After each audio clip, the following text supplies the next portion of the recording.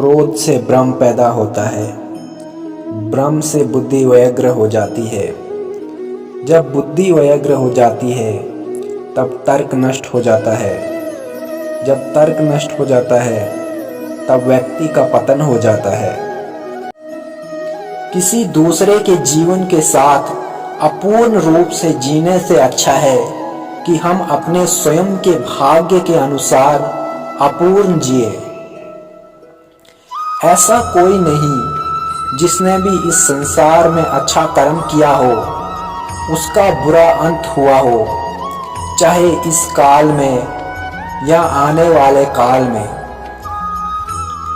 नरक के 3 द्वार होते हैं, वासना, क्रोध, लालच।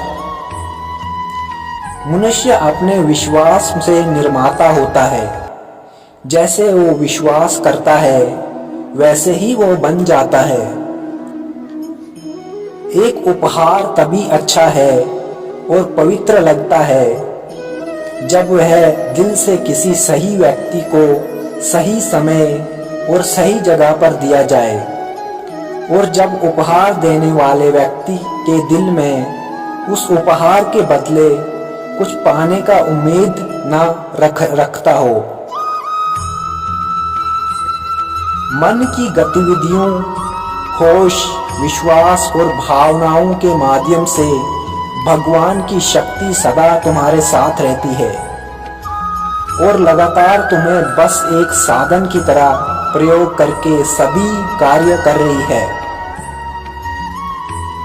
लोग आपके अपमान के बारे में हमेशा बात करेंगे। सम्मानित व्यक्ति के लिए अपमान मृत्यु से भी बेहतर है। मन अशांत है, उसे नियंत्रण करना कठिन है, लेकिन अभ्यास से वश में किया जा सकता है। व्यक्ति जो चाहे बन सकता है यदि वो विश्वास के साथ इच्छित वस्तु पर लगातार चिंतन करे।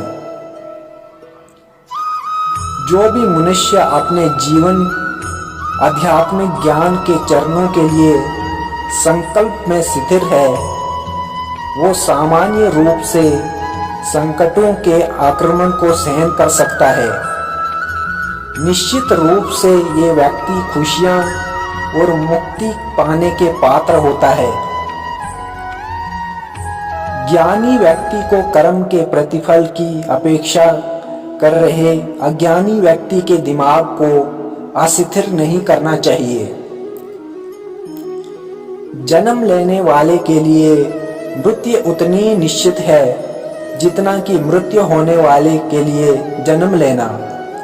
इसलिए जो अप्रिय है उस पर शोक मत करो। भगवान या परमात्मा की शांति उनके साथ ही होती है जिनके मन और आत्मा में एकता होती है, जो इच्छा और क्रोध से मुक्त होता है, जो अपने खुद के आत्मा को सही मायने में जानता हो। सभी अच्छे काम छोड़कर बस भगवान में पूर्ण रूप से समर्पित हो जाओ। भगवान तुम्हें सभी पापों से मुक्त कर देगा। भगवान सभी प्राणियों को समान रूप से देखता है, ना कोई उसका प्रिय है और ना कोई अधिक प्रिय है। लेकिन जो भगवान से प्रेम पूर्वक आराधना करता है वो भगवान के भीतर रहता है और भगवान उनके जीवन में आते हैं। भगवान प्रत्येक वस्तु में है और उसके ऊपर है। अपने कर्म पर अपना दिल लगाए, ना कि उसके फल पर। जो कार्य में निष्क्रियता है, निष्क्रियता में कार्य देखता है, वो एक बुद्धिमान व्यक्ति है। तुम उसके लिए शोक करते हो जो शोक करने के योग्य नहीं है, फिर भी ज्ञान की बातें करते हैं। बुद्धिमान व्यक्ति न जीवित और न ही मृत व्यक्ति के लिए शोक करता है। कर्म मुझे बांधता नहीं, क्योंकि मुझे कर्म के प्रतिफल की कोई इच्छा नहीं है। हम जो देखते हैं वो हम है, और हम जो है हम उसी वस्तु को निहारते हैं। इसलिए जीवन में हमेशा अच्छी और सकारात्मक चीजों को देखो और सोचो।